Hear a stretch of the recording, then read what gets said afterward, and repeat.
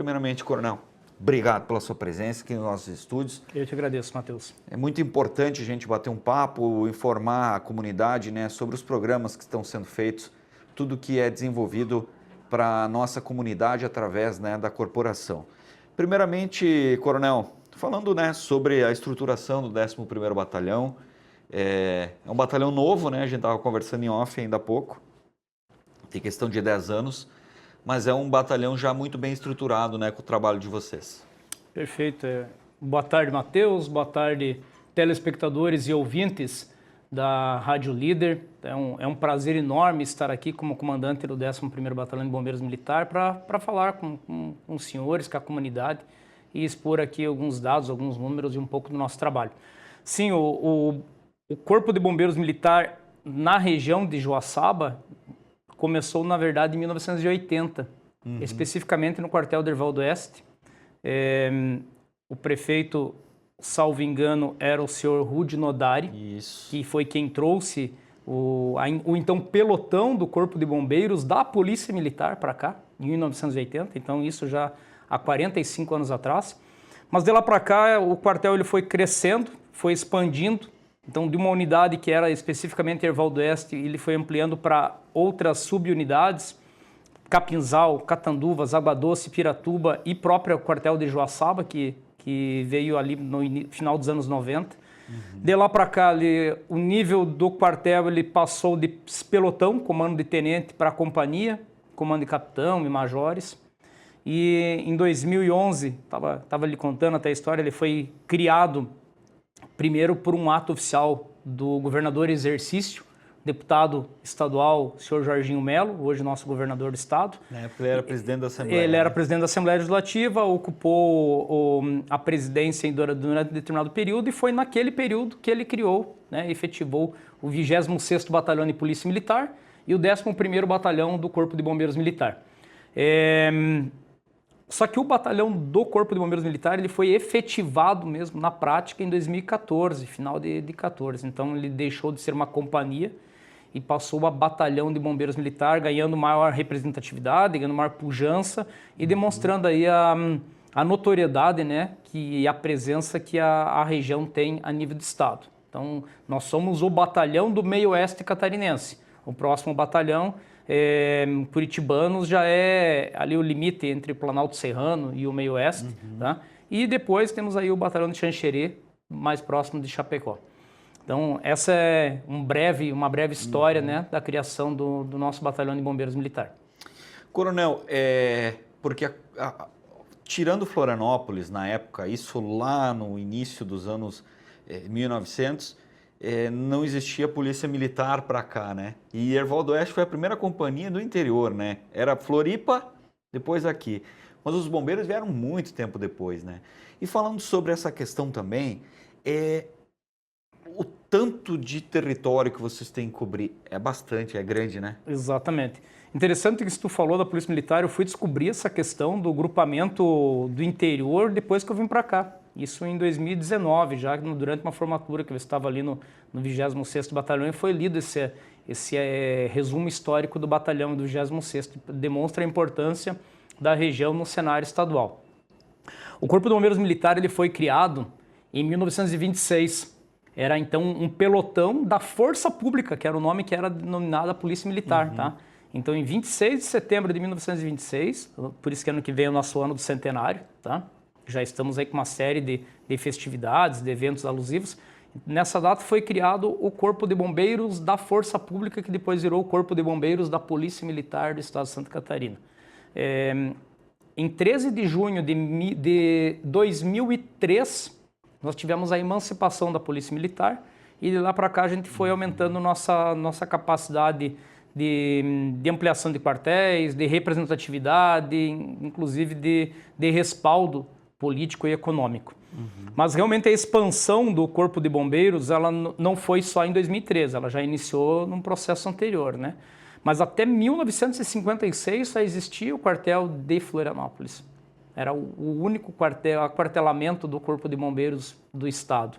E depois foi ampliando, Blumenau, Tubarão, Curitibanos, E assim foram seguindo aí os quartéis, a minha terra natal, Porto União, tá? E aí foram aumentando os quartéis até que nós chegássemos no cenário que nós estamos hoje.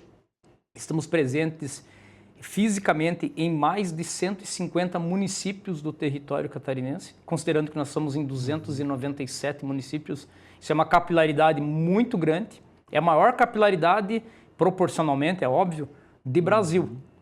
Os outros corpos de bombeiros militares do Brasil vêm buscar entender aqui como que nós conseguimos expandir com um detalhe. O número do efetivo existente hoje na ativa é o mesmo número do efetivo existente no ano de 2003, tá? Ano da nossa emancipação. Obviamente, resguardados pequenas variações ali, mas em torno de 2.300 a 2.400 bombeiros militares. E o case de sucesso para essa expansão foi a criação lá nos anos 90, tá?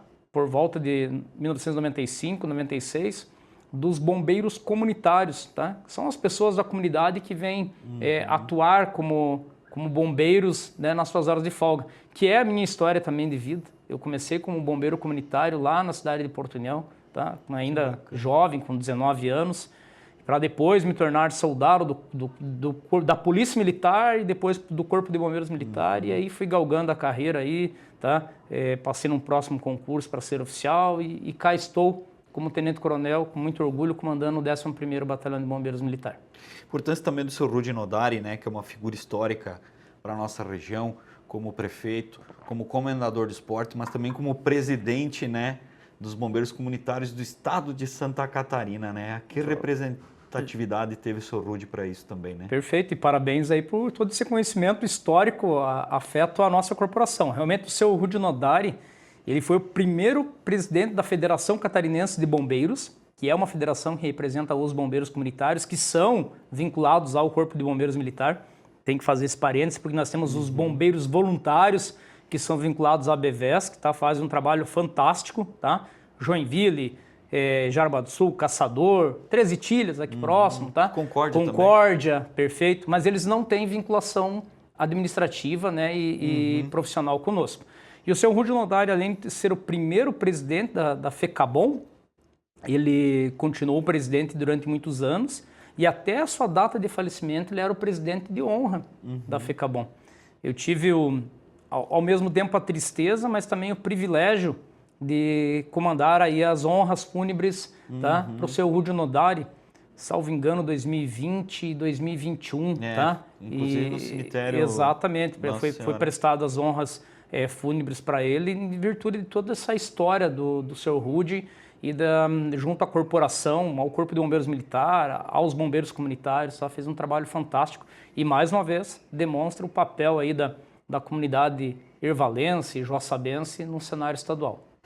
Coronel, a importância então dessa questão, né, dos bombeiros comunitários, desse trabalho auxiliando vocês, né? Eles têm todo um treinamento, como é que funciona?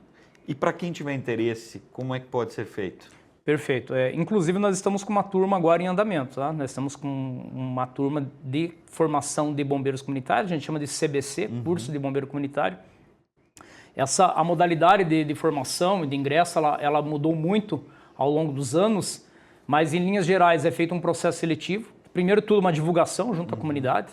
É aberto um primeiro módulo que seria o curso na modalidade EAD, ensino à distância. Então, a pessoa interessada, maior de idade, 18 anos, conduta ilibada, tá? Ela pode fazer esse curso na modalidade à distância. Na prática, qualquer pessoa pode fazê-lo, tá? Até para ganhar um conhecimento teórico sobre as nossas áreas de atuação, especificamente prevenção e combate a incêndio, prevenção e combate a incêndio, primeiros socorros, noções de salvamento. Dentre aqueles que forem aprovados na modalidade EAD e que tiverem interesse, é feito um processo seletivo e passam a frequentar o curso de formação de bombeiros comunitários na modalidade presencial. Esse é um curso bem mais robusto, na faixa aí de 600 horas de formação, tá? Sempre à noite e finais de semana, para não causar nenhum problema na vida profissional das pessoas que estão participando do curso. E após formados, tá? Nem todos se formam, mas aqueles que se formam após formados passarão a atuar conosco, tá? Ao seu tempo, quando tem a disponibilidade. Obviamente tem um mínimo de carga horária mensal para ser cumprido, tá? Mas nada que cause nenhum problema para as pessoas.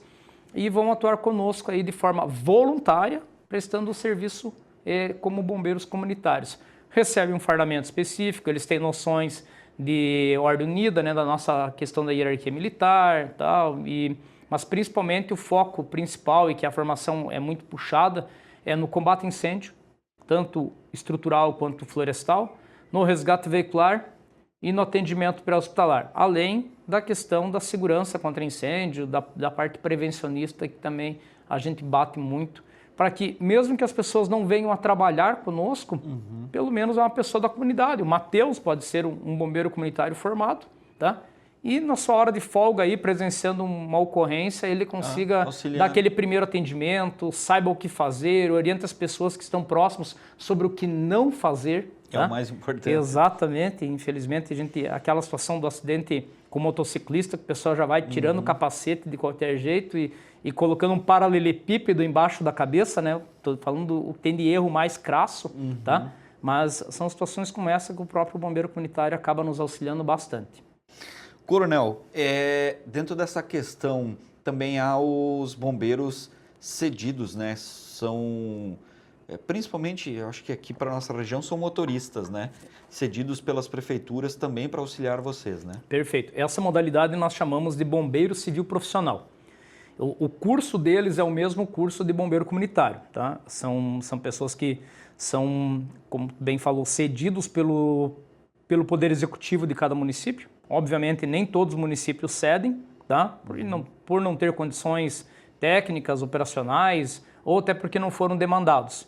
Mas dos nossos quartéis aqui operacionais, que são aqueles que eu citei no início, né? Joaçaba, Capinzal, Piratuba, Catanduvas e Água Doce, todos eles têm essa modalidade cedidos aí pelos municípios sedes dos quartéis ou por municípios conveniados e que acabam atuando principalmente na modalidade de motorista, tá? Então exercem uma função de bombeiro militar na condição de operador e condutor de viatura, que é um veículo de emergência que demanda uma expertise maior, além da formação específica aí oferecida pelas autoescolas, eles têm também um treinamento nosso para operar essas viaturas, que não é uma simples condução, começa além da verificação da viatura como um todo, até a forma de estacionar a viatura numa via, tá? Depois operar os equipamentos que estão na via. Os nossos caminhões de combate a incêndio, eles têm uma bomba, uma bomba hidráulica acoplada no motor, e tem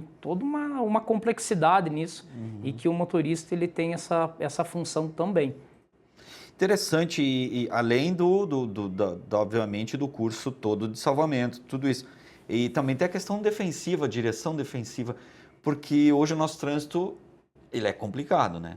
Sim. A gente vê muitas vezes vocês com as viaturas, o autobomba-tanque, as ambulâncias, a própria caminhonete de resgate, numa velocidade que precisa estar bem acima dos limites por conta da urgência, da ocorrência, e um trânsito complicado, né? A gente conta muito com a colaboração das pessoas.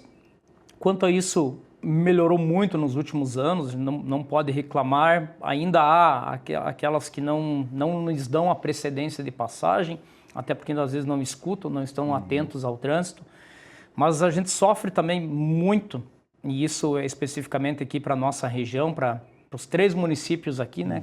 Erval do Oeste, Joaçaba e Luzerna, que é a questão da quantidade, ao nosso ver, e isso eu posso falar porque já participei dos conselhos de trânsito, tanto de Erval do Oeste quanto de Joaçaba, e eu falo isso tranquilamente em nome do Corpo de Bombeiros Militar, como em nome de outros órgãos de segurança, Polícia Militar e de salvamento, exemplo SAMU.